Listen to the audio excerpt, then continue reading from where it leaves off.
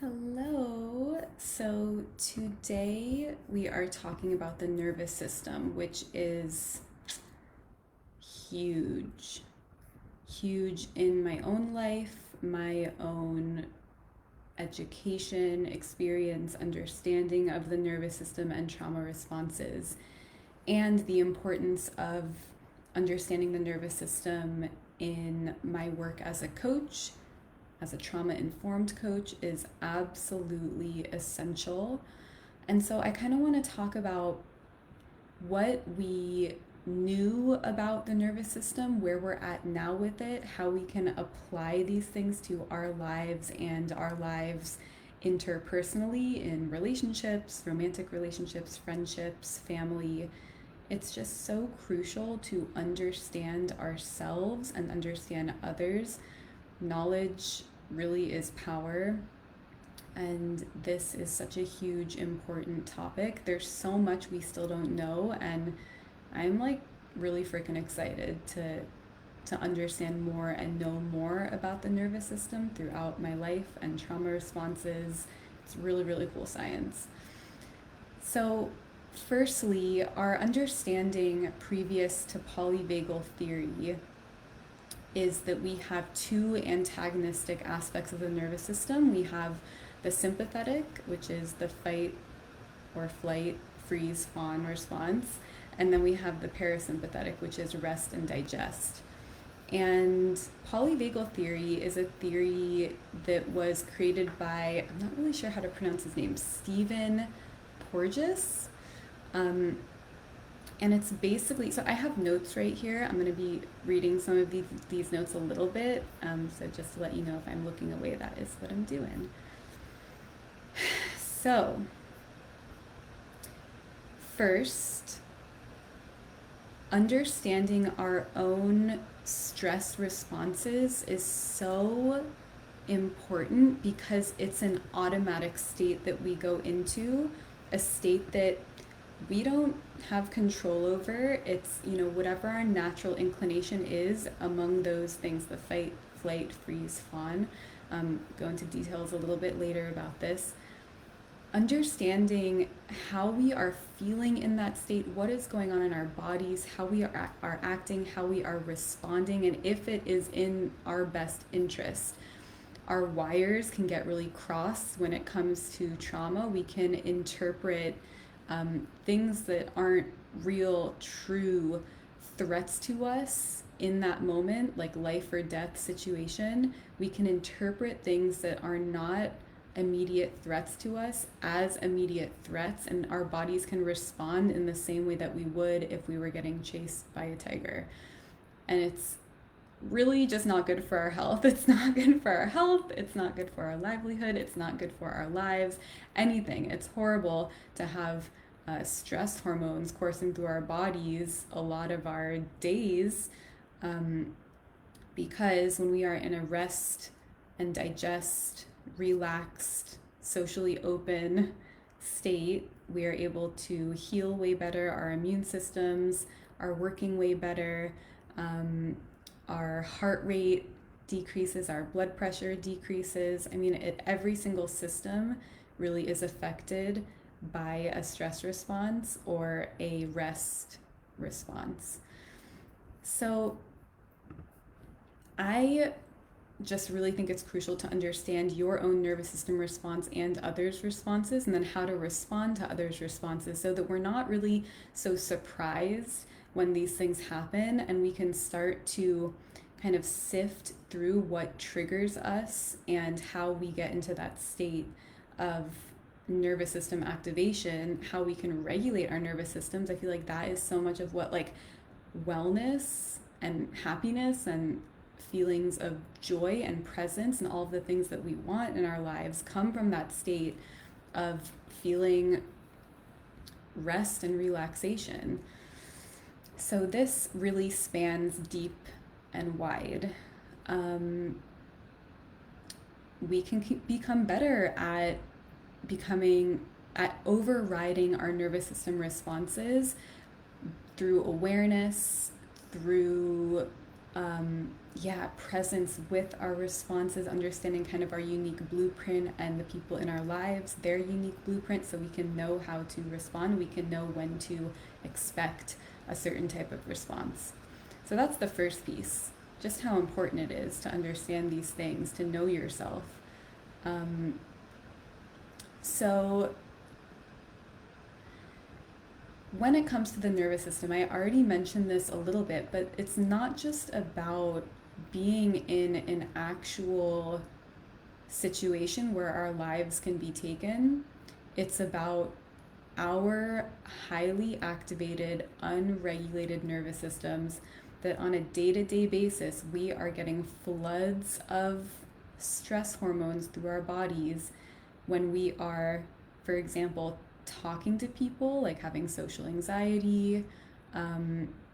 If we pick up on a subtle mannerism of someone in our life, say our partner, their face contorts in a certain way, it can remind us of an abusive parent, and we can have those stress hormones flood. We can be triggered. I mean, it's in so many ways, and it comes up so much in my life as someone with trauma in my past. And yeah, it's a really hard thing because it's very real. You know, there are very real things going on physiologically that are causing you to feel the way you do and shut down or run or, you know, whatever response you have.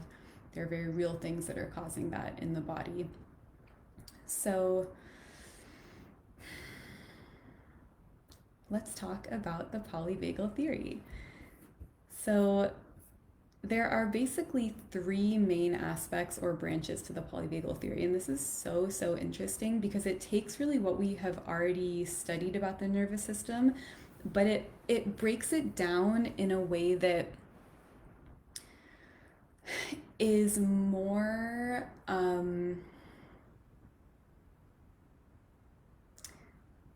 I guess just like nuanced. I really like that word.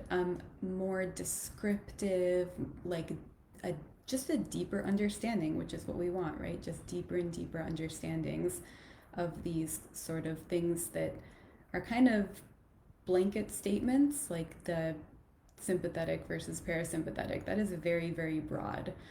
And so with polyvagal theory, we have the freeze response that is different than the fight or flight response. And then we have the social engagement response. So three different branches of, of your nervous system with this polyvagal theory. Vagus nerve, being a nerve that runs throughout our whole bodies, has many different branches and does many things. I will perhaps put a link below about, I can't go into it now, it's a lot, but about what the vagus nerve does, what we know it does, and then, I mean, we're going to learn so much more in time also. So to recap, freeze response is one, another one is fight or flight, and another one is social engagement.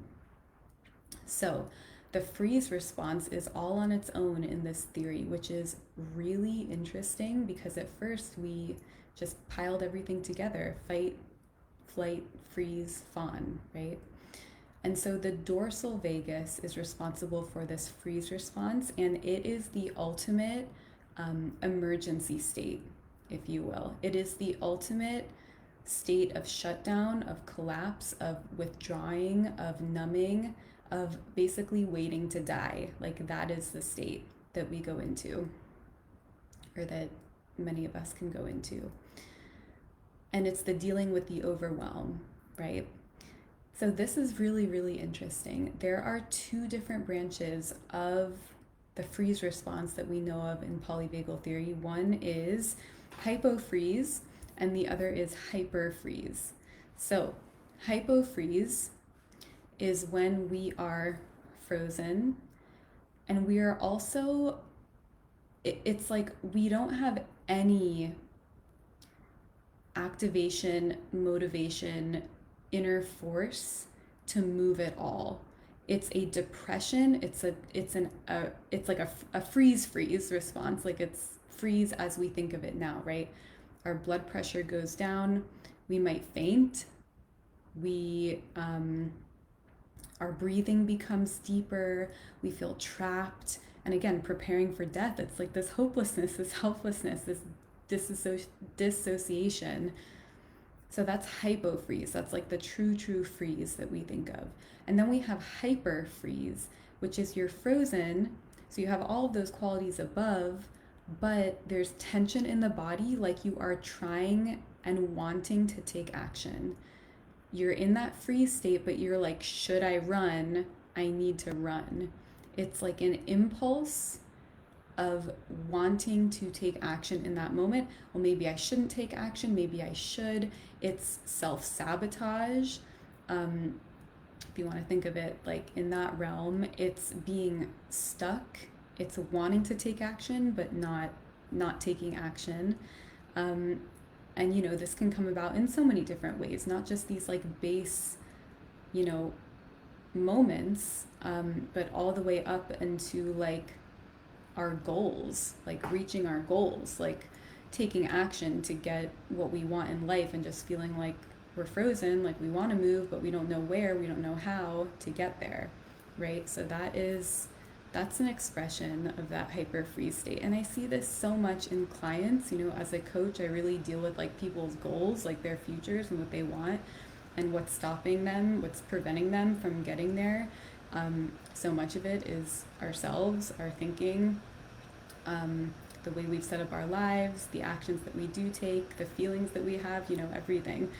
And I see this a lot where it's like they want to go somewhere, but they feel like they can't because it doesn't feel safe. They want to run forward, metaphorically, but feel like they can't. So that's a really interesting one. Second is the fight or flight. So those are combined together. And this is seen, and I'm like really just diving really deep into polyvagal theory, so I still have a lot to uncover about it. But the freeze state is not seen as a sympathetic state. We had parasympathetic and sympathetic. We thought both were in, there were just these two categories, and everything had to go into one of those two categories. Freeze is a parasympathetic state. This is really, really important.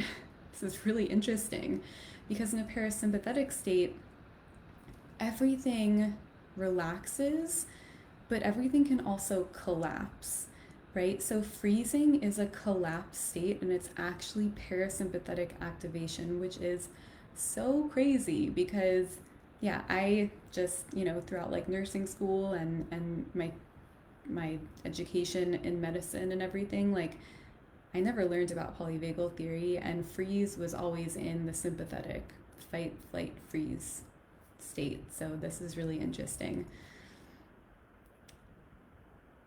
The parasympathetic state of freeze is again that total collapse. It's in a way like we went all the way full circle, and now we're relaxed again because we have to accept our fate of dying is where our brain is going. It's the emergency state. So it's protective in a way, right? Instead of like fighting and expending so much energy, it's actually giving that up and surrendering. So it's actually a parasympathetic response. So interesting. So fight or flight is a sympathetic response. This is hyper arousal. This is, I may have a chance. Let's get the F out of here, or let's fight our way through this. It's anger, rage, irritation, frustration. Some of the feelings that can come up besides that are like anxiety, worry, fear, panic. So our blood pressure goes up, our heart rate goes up, our adrenaline increases, our ability to digest decreases, and all of the blood goes to our extremities so we can run or fight. And yeah, this is a true sympathetic response, so fight or flight, so it's hyper arousal. And then we come back to rest and digest. We come back to the parasympathetic system, which is the ventral vagus nerve that governs this state. So this is a state of true safety. And in this state, we can experience high levels of like really comfortable social engagement, communication. It's like a state of flow. I also want to say right off the bat that I'm going to link a podcast below to where I got most of this information from. It's so good. I highly recommend it. It's Will de Rode or Will de Rude. I don't know how to pronounce his name. So, so good. So yeah, I will link that below. So in the rest and digest, the ventral vagus nerve is activated. This is safety. We are joyful, we are curious, we are compassionate. It's a state of social engagement. We are connected to ourselves and to the world at large. I mean, it's really like we're good. So that's kind of like an overview of what I know so far about polyvagal theory.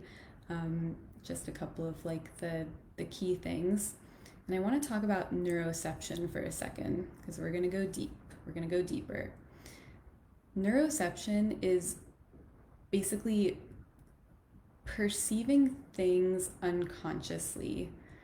It's like when we move into somatic awareness, which is just like awareness of the body, what is going on in the body, our bodies decide before maybe we are even like fully conscious of it, if this thing that we are experiencing is a threat to us, right? So this is so important, so key. So like I kind of said at the top of this conversation is like, if you're dating someone and they make a face or they do something subtle in their mannerisms that reminds you of an abusive parent or like, someone who abandoned you, or, the body has an automatic response. It's going to respond to that threat, right? And this moves me into, if someone is having a trauma response in front of you, this is so important, and I see this coming up in my life a lot. It's so easy to want to focus on them. So this is like, say you're with someone, whether it's a friend, a partner, a family member, they got triggered by something, they're starting to move into some kind of panic, stress response, freeze, whatever it may be, right? And you're like observing this. The thing that we want to do, especially as like a caregiver like myself, is jump in and be like, okay, what can I do for you? How can I help you? How can I help you come out of this? Like, how can I move this person into a more comfortable state? It's the over caretaking aspect about being a caregiver, is the over responsibility for other people when they move into these types of states, right? We don't want people to feel bad. We want to bring them out of it. It's like our total deep lack of acceptance of discomfort in ourselves and other people. It's mirrored. So our natural inclination is to try to bring people out of these states, and a way we like naturally kind of do it is, of course, we bring awareness to this happening, right? To the fact that they are in this state, and we'll be like, oh my God, like, are you okay? What's going on? That can actually signal to them in their state, because they may not be like fully conscious because they're in that automatic response, right?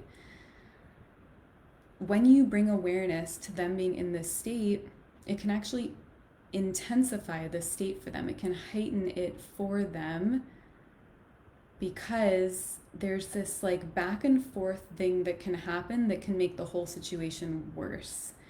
Where if you draw attention to the fact that this person is in a dysregulated nervous system state and they're not ready to tap into it, they're not ready to acknowledge that that is occurring in them because they are just in it, they're not ready to like work actually through it, they're just having the experience. It can heighten the experience for them because now perhaps they think they need to co-regulate both their nervous system and your nervous system, because now you are having a trigger stress response from them having a stress response. Do you see what I'm saying? Like, it's so interesting how we are such mirrors of each other. Like, we are picking up on things unconsciously all the time in our bodies. We're always, like, we want a certain level of peace, A lot of us do, at least, or that's like what we, yeah, that's what we want. We want regulation, we want co-regulation. And oftentimes our automatic response to caretake when people are in those situations, like really like extend and like jump out of our nervous system regulation in order to try to help them, and then now both of us are dysregulated.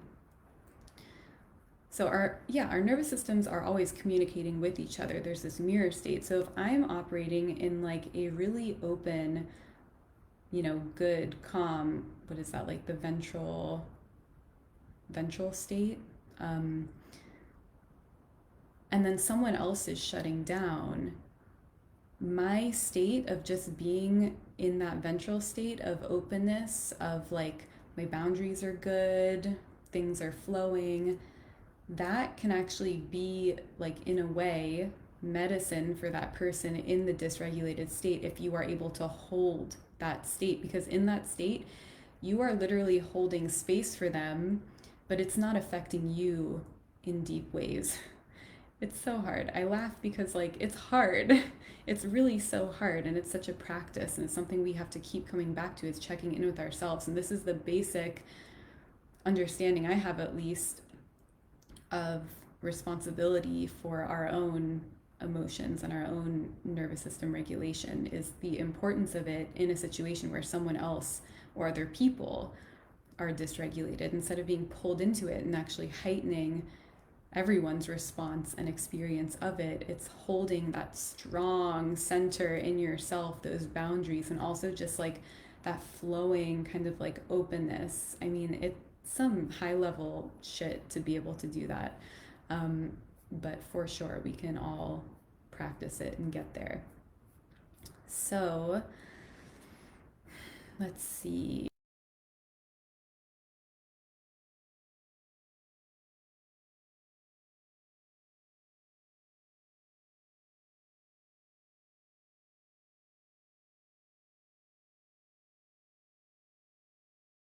Save them.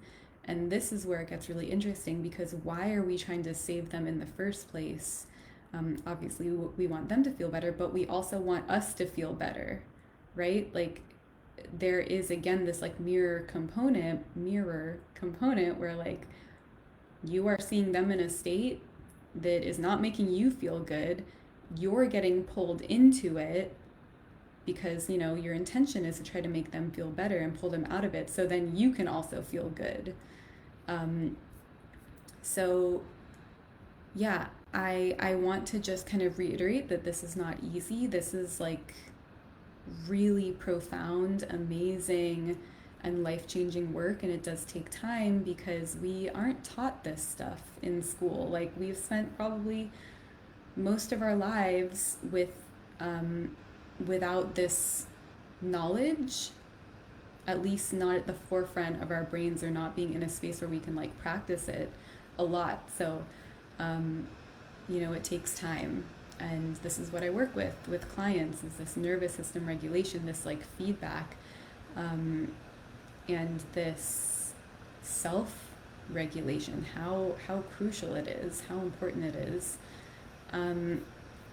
So there's obviously more to this, after the person is coming down from their stress response, once they're ready to open up and connect, then we can start to like increase that social engagement. It's really one reason why counselors, therapists, coaches, people who are non-bias can help regulate that nervous system response, because we're trained to hold that kind of space in sessions where you can feel safe to feel unsafe. If one of my clients is having like a trauma response come up when they're like retelling or reliving a situation, I am always checking in with myself and continuing to practice this. It's such a practice. Checking in with myself. Okay, how am I feeling? Okay, how am I holding this space? Okay, letting them have that space as they are feeling some unsafety because they're being triggered, but having that safety within feeling unsafe is how we start to navigate through those stress responses, and how we know that it's okay to feel our emotions, to accept who we are, to accept our responses, to be compassionate with ourselves when there's like a compassionate person with you who's holding that really profound space for you. Like, that kind of stuff gets really deep. It gets really deep, and it allows us to learn how to regulate our own emotional states and allow ourselves to be in states of discomfort, which is the exact way to get out of states of discomfort. So I hope this is helpful. I just love this work. I love talking about it. If you have any questions, you can DM me, you can drop a comment below. I'm always here to talk about it, and I do coach one-on-one, so I will also drop my link below for that as well. Bye.